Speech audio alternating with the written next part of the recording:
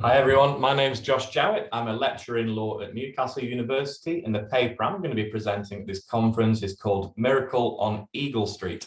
Now, I'm shamelessly riffing here from the famous Christmas film Miracle on 34th Street.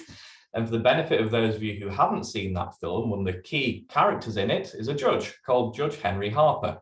And he has a dilemma in front of him about whether he should follow a clear legal rule to an unjust outcome, or whether he can find a reason to use his discretion in order to reach the outcome that he knows is the only just and fair response to the facts in front of him.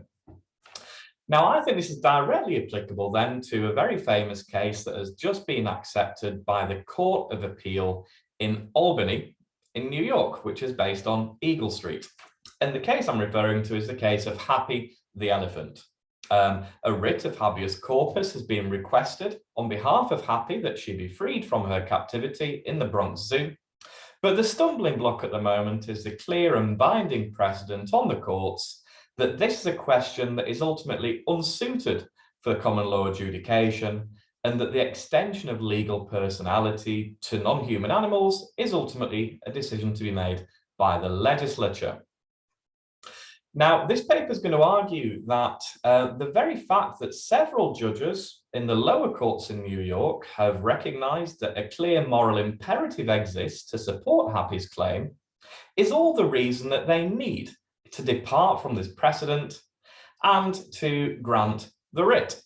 And the theory I'll be using to support this claim is that of Gustav Radbruch and his account of how post-war German courts dealt with the injustices raised by Nazi-era legislation that, up until that point, was held to be legally valid.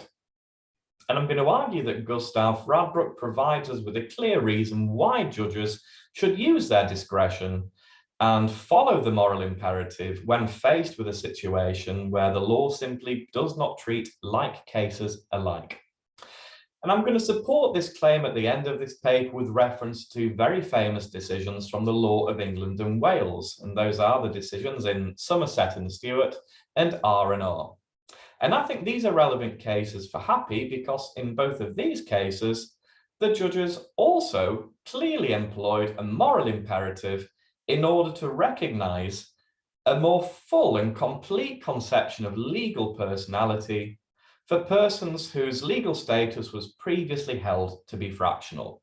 So the judges have done this before in other cases, meaning there's no reason why our Miracle on Eagle Street for Happy is not only morally desirable, but also legally proper. So I hope you enjoy what you've heard, and I look forward to seeing you on the day. Thank you very much.